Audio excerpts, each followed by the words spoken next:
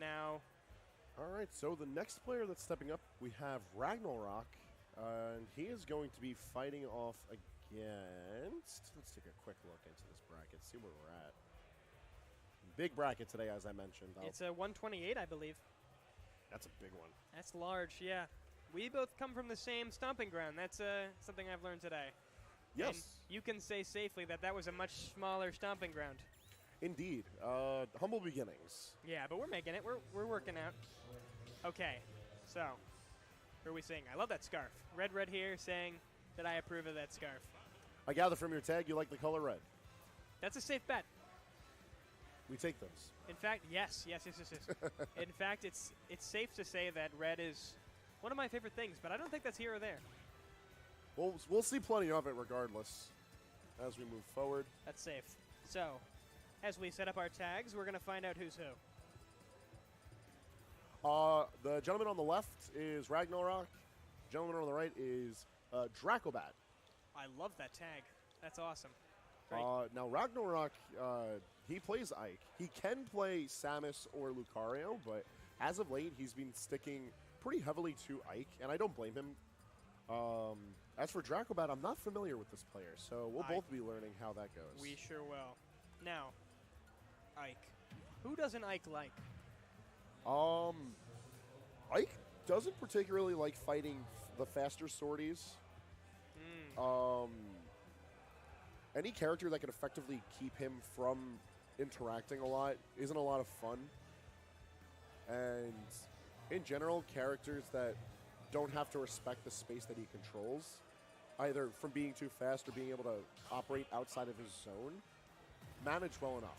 And let me tell you, Falcon is not any of those properties. I was just about to ask you, would you consider Falcon a contender for that category? Not in the slightest. No, not one bit. However, Falcon has been shown quite a lot of love, an unreasonable amount of love. Yeah, he got some decent buffs out of the 3.1 patch. I know local Falcons are looking forward to seeing what they could do with the new tools, but overall, It'll take some time. It's going to take some finesse to figure out how to weave those tools into his already swampy gameplay. I'm so upset on how good up B has been out of shield for Ike and Chrom. It's kind of ridiculous. Whew. It's a good breakaway option. It and really I wouldn't is. be surprised if we see a lot of it. Not good timing on the eruption there, but excellent ledge trapping from Ragnellrok. Pretty much seals the deal on this. If you can get the time on this eruption. Yeah, well, another homework doer. I wouldn't say so. Now, Falcon, as we said, a lot of new things happened, and I really think that it takes quite some time to work out those kinks. It's going to be a while. You got to be quite prodigal to make that. Whoa! I'm not sure what happened there, but all right, we're back in the fray. Yeah, man, it's a lot of that fear factor at the ledge because I can trap characters with linear recovery so well. And we've already seen that Dracobat out the gate has struggled a tad with his returning back to the stage. Well, all you can say is you got to do something. He can't just fall. Recovering low on PS2. Wow. Okay. Good air dodge there. Yeah, I like the patience from both players. Yeah, very defensive. I will say a lot of cool soft shield options. Unfortunately, just getting caught in the cross-up on neutral. Down tilt's going to take it, but jumping smart. It's weird because I'm not seeing Dracobat move a lot, but catching the side B, no problem. Unfortunately, taking that. That'll do that. Ugh. I'm actually rather curious to see what Dracobat's history with Smash is. The reason I bring that up is because a lot of the things he's doing with Falcon don't seem like Ultimate Falcon kind of things. Like perhaps a couple of his approach options have seemed to be of like Melee Falcon or Smash 4 Falcon. That's interesting, you know. How well do you think the Melee mindset transitions into this game? Because I may be in charge of all things Smash related back home, but I have no idea Melee. It's a mystery to me. How does that work? How do you think? So as far as movement options, you're looking at a different game. And there's the neutral Speaking of games, we're looking at game 2 real quick. Finally landing an eruption. But as far as taking a different approach to characters, like Falcon in particular is a character who plays differently from game to game as far as what tools you use and how. But Melee Falcon is a lot more movement oriented, a lot more fluid in his movements. You don't get a chance to see much of that in Ultimate. And that's just because I feel like Falcon doesn't benefit too well from the movement changes we saw from Smash 4 to Ultimate. That's fair.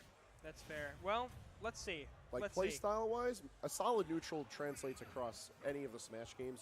If you know how to move around a game, you just get used to it as you go.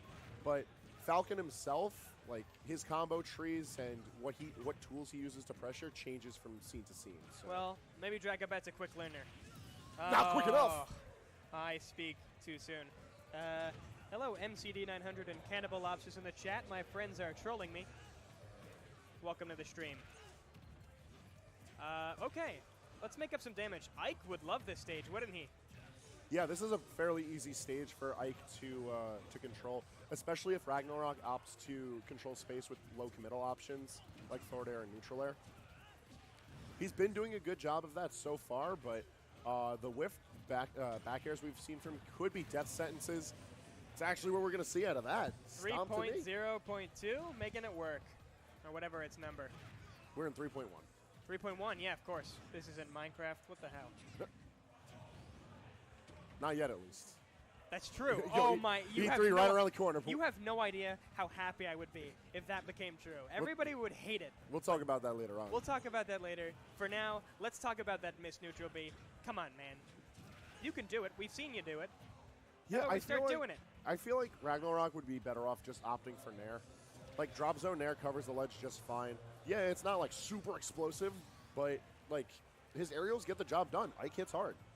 Ike's a good one. Oh, man. Two up Bs, safe enough. Safe enough. See, Falcon has been able to recognize the offensive. That was, wow. That was really well played. I don't know what words I can say here, but that was quite gumptuous. Is that good? I don't know. That's definitely an SAT word. Definitely I approve. All right, good. Regular viewers will know that I use words too big for normal vocabularies, but I approve. That sounded kind of condescending, but I won't look too much into it. It's all right. Brothers in arms and using big words. Yes. Oh, man. And nonetheless, it brings us to an even game. It does, and we've seen this twice now. Oh, wait, no. I was thinking of the game before. It hasn't been super even. But Ike, oh. If he gets this one, that's it. No. Yeah, there you go. He wasn't close enough. I think, so that time we saw Ragnellrok, who's going to be taking the set 2-0. We saw him charge the eruption for so long. He actually got the part of it where it just has releases on its own? Oh, no, the extended. That's yeah. right. It does that in this game. So in Ultimate, they added like 2 smaller eruptions past the eruption that make it some like really good edge guarding tool, but logically you should not be able to charge eruption for that long. So yeah, it's weird. There's some things in this game that don't really come into play, but when they do, it's definitely upsetting for all involved. Wow. Like, as someone who's constantly wrapped around the competitive scene, it's always nice to see the little things like that you might forget, just because it's like it's crazy to see. Like, eruption didn't need that kind of a buff, but it got it. And you know what? If I could take that idea that you just said and I had to assign it to Oh, we're